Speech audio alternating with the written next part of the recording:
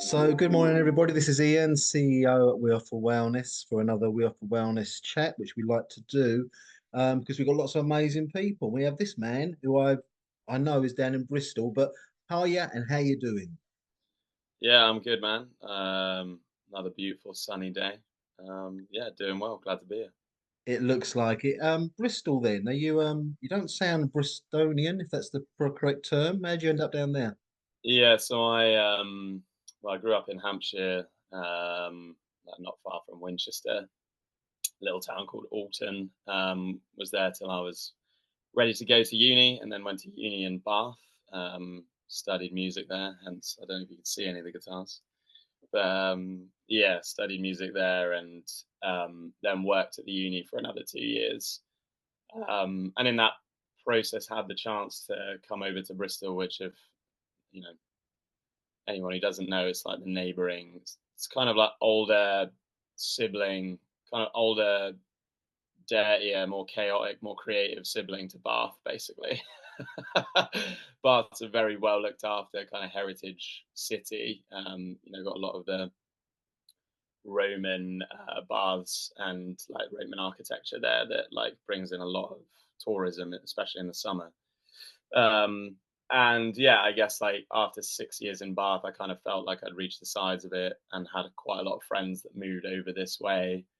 And I've been here nearly 3 years now, and I still feel like I'm kind of just arriving and getting into it. Yeah, I guess like part of the attraction here is because, well, both because I'm a musician and the arts are very much alive here. You wouldn't know that COVID had happened as a punter anyway. I'm sure the venues do, but yeah, it's brimming with life, brimming with creativity and collaboration.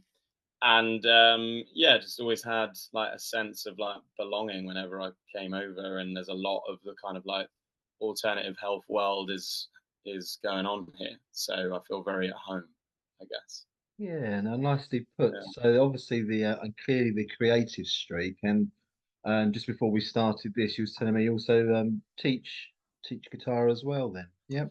Yeah. So I started teaching not long after I finished college to like my one of my dad's best mates' kids, who now works rigging up massive sound systems for like stadium shows and festivals and stuff.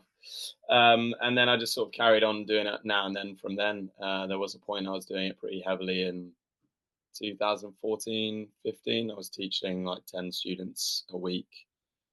But yeah, I don't do as much of it anymore. I just sort of let people find me if they want to learn.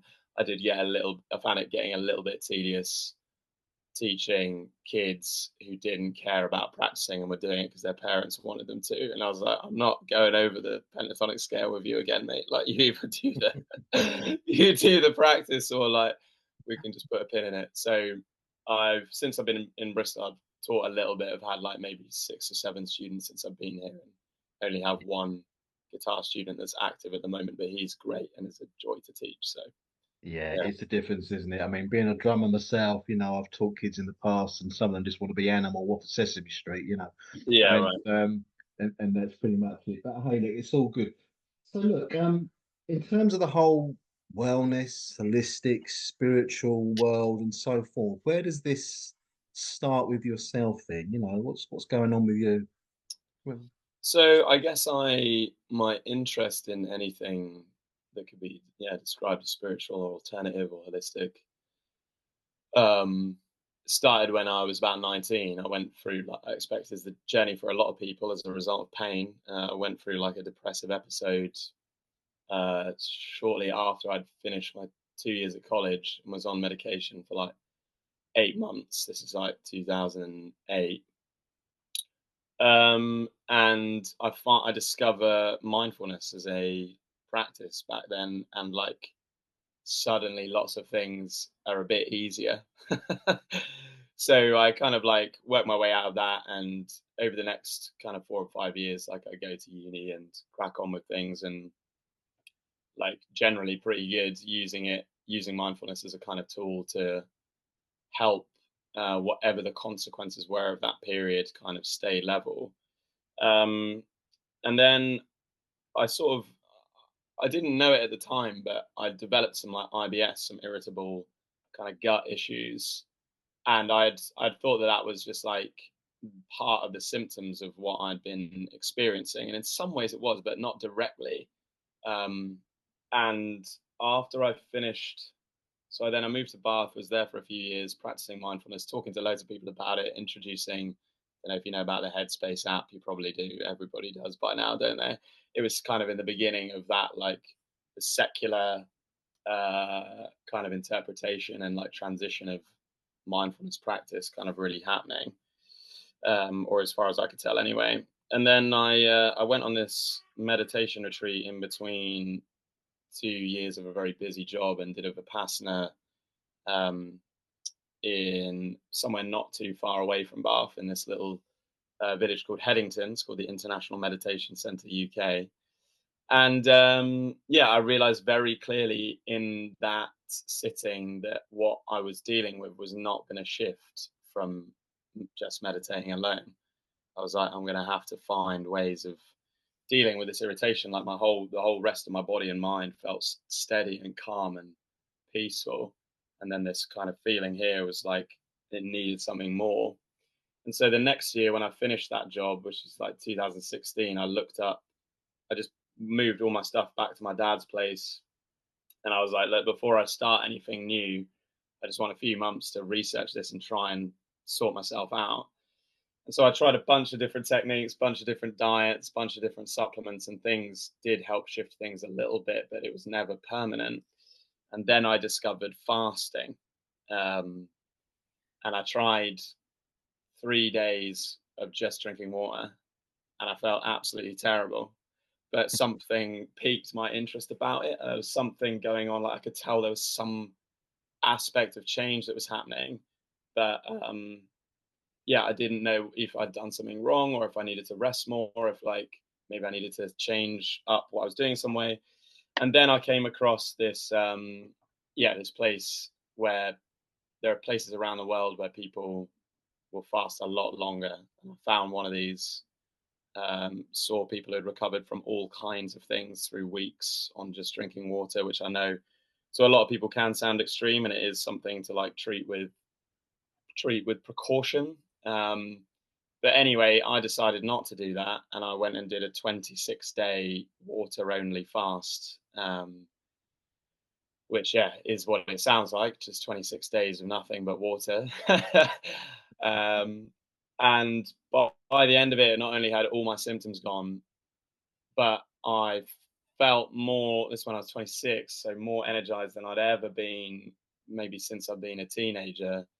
And then a few weeks after that, I started seeing this data about the nature of people's internal states and started telling them what I saw because I didn't really know what to do with the information, which obviously freaked a bunch of people out. And yeah, I just over the following years, like that part of me never disappeared, but sort of like after that initial spontaneous explosion of information and like an additional like the main chapter in my awakening, I guess. It's I started to integrate it into my being and into my daily life and developed it as a practice. And then yeah, 7 years later, after working with different people that I already knew, summoned up the courage to start offering it professionally, and now I've been doing that for about a year. So So this yeah. is this all in online the way you're doing this? No, I mean I started in person, and now it's about 50-50. I have like a few people I work with here in Bristol, and then a few that I work with online as well. Yeah, Okay. So if someone comes into We Offer Wellness into the platform and yeah. they don't really know what they're looking for, but they're just searching around and they're just using the search bar. What would be some of the key words that would help them find you in terms of what you've kind of listed? Energy, pain, shadow, evolution.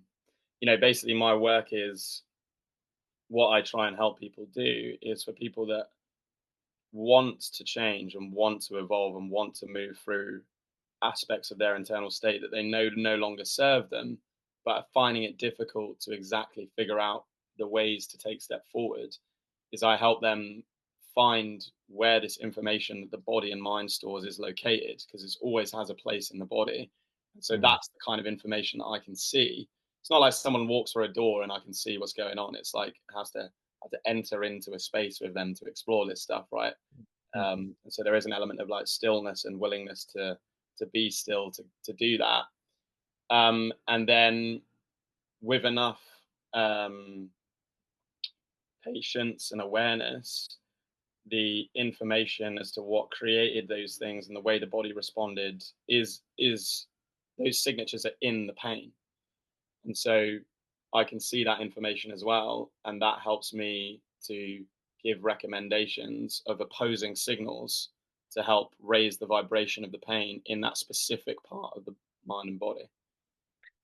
So And yeah, do you do like a discovery call? So if somebody wanted I to, do. yeah, yeah, okay. So someone can Yeah, connect because with I you. get that it's like, you know, even though I said that, people might still be like, "What the hell is he on about?"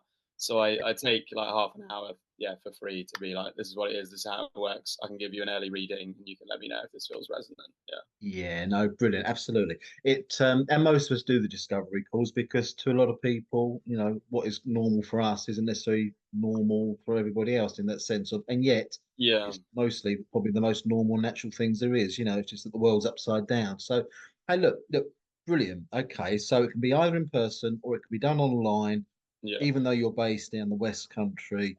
It means anyone in anywhere in the world can connect with you, and we know that's how things work. People, find people. We find great. Look, it's really good having you with us, and I hope it will come and sort of find you, explore it.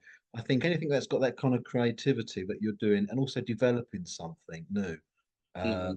that actually, through your experience, works is of value, which is it's good having these sort of conversations. So look, thanks for doing this today. Really, really good. People come and find, come and join, come and connect. Use those tag words in a search bar and make the connection and have an experience which could be hugely healing. Yep. Thanks for your time. Thanks very much.